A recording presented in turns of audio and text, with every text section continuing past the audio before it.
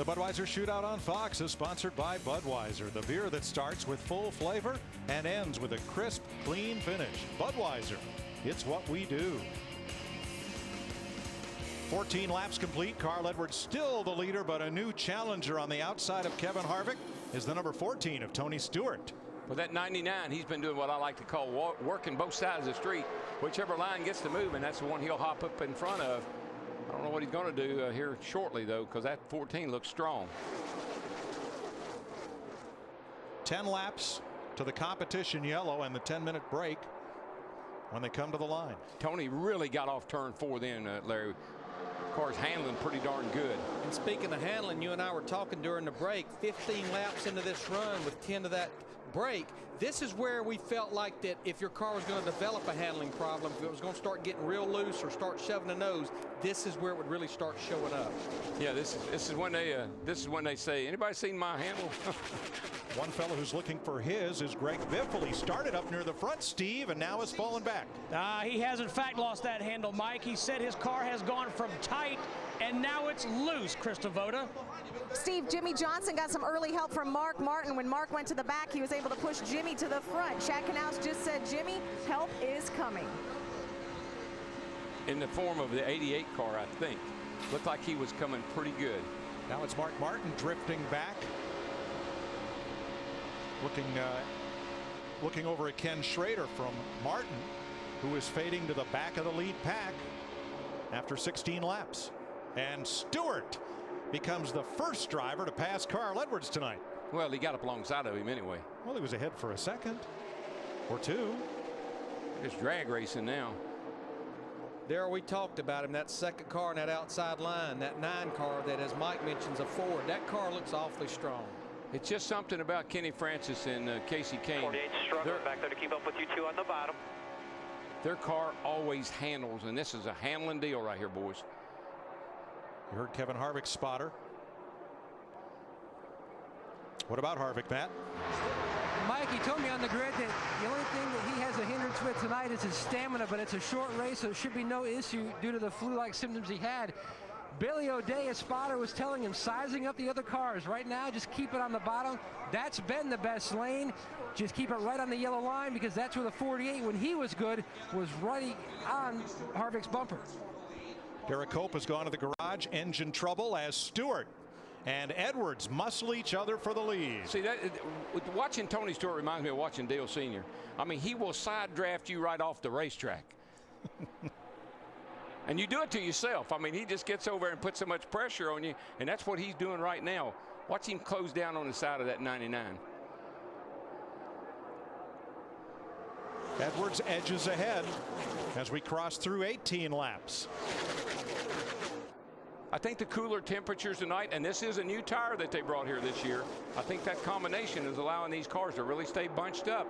Plus the bigger plate, you got a little bit more give and take with that throttle. Yeah, even though this track doesn't have much grip, the cooler weather will give it a little more grip for these guys. And the bigger plate allows you to not have to just run over somebody keeping it wide open all the time. You can play with the throttle, and that's a big plus. Wind was a factor earlier today in pole qualifying for the 500, won by Mark Martin with Dale Earnhardt Jr. second. Not so much a factor right now.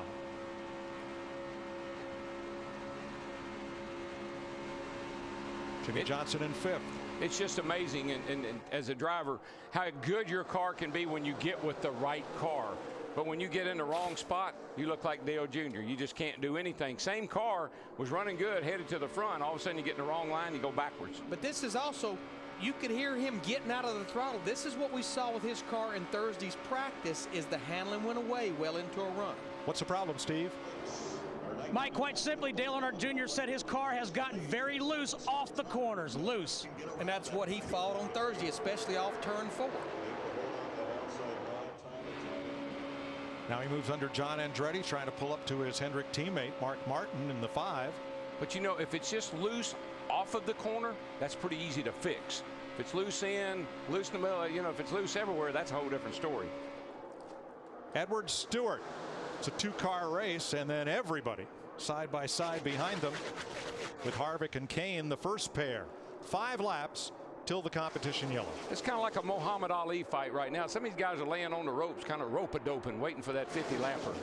They've got Jimmy Johnson in that 48 car. He's stuck in the middle right now. Car, I'm impressed with him. We were watching him earlier. As that one car on the outside, he's had his hands full, but he will not give up in that backup No, car. and he just got a nice shot right there from Brian Vickers in the 83 and pushed him right by Michael in the 51 down there, Michael Waltrip. This is Jamie McMurray's first race in a Chevrolet in that bright orange #1. He left Roush Fenway at the end of last season and the Fords, and now drives for Earnhardt Ganassi. Oh, Billy Bass has got his hands full, I can tell you that.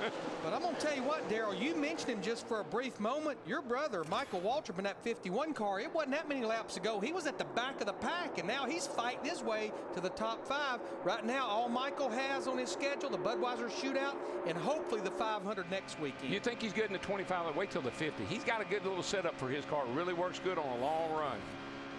There's Jeff Burton in that Cat Chevy. He's 5th, oh, now 6th. He ran up toward the front in the early laps. Jeff Hammond? Yeah, Daryl Waltrip. Yes, sir. Jeff Hammond down here in the Hollywood Roger, Hotel. go Sir, ahead. how you doing? 10-4. I just want to ask you a question.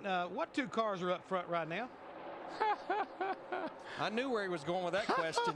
Hey, I got to get it in while I can, Larry. Yeah. I told you the 9 and the 99, you better watch them. Hey, this Jeff. could be a dangerous combination. Can I ask you something? How much is this first 25 laps pay? It don't pay anything, but I'm glad to see him up toward the front. Now it could make things a little interesting, but I like Casey Kane. I think that they've got something. You already touched on it. Kenny Francis and he put together a really good combination on his super speedways and mile-and-a-half program. I think the combination of Yates' power will help him give him an opportunity to win this race tonight. Whoa, boy. Ooh. That's edgy. Yep, Stewart dipped that wheel to the yellow line and then made the pass under McMurray. Brought it back up above the double yellow line. That is the no passing zone. Let those guys working the throttle. See, before you could not do that. Now you got some acceleration when you let off of that thing. Really gives you some options. We're coming to 2 laps to go before that 10-minute break. I tell you, a guy that's impressed me. I mean, he's running on the outside, but is McMurray in that one car. He's got his hands full, but he will not give up. But is anybody here hungrier than Carl Edwards? After a winless 2009, and he was many people's pick for the championship last year. Look at McMurray. Couldn't get it done. Look at McMurray. Here he comes. He just drove around Casey Kane. Boy, Tony Stewart just threads the needle going off into turn 3 And at 14. he just drove through Casey Kane. How did he do that? Yeah. Who is that guy?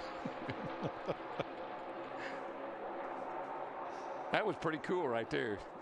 Now, during the 10-minute break, they'll be allowed to perform normal pit stop work on these cars, but they will restart in the order that they finish the 25th lap.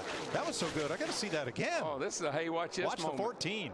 The hole was closing up. He gets there, and the hole opens up. It was a nice move.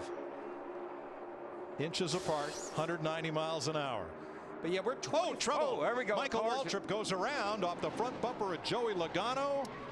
Is he safe? Safe. Caution is out. Miss everything, bud? Oh, I got a couple of things I didn't have earlier, but First caution of the night, Michael Waltrip.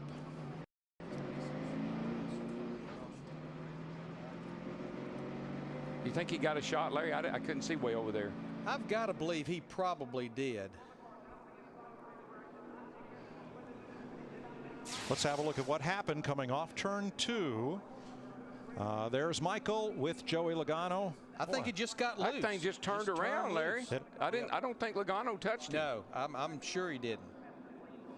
Look at all those. What are those tear-offs flying off of that car? Off the windshield, yeah. Yeah, that car just jumped sideways all by itself.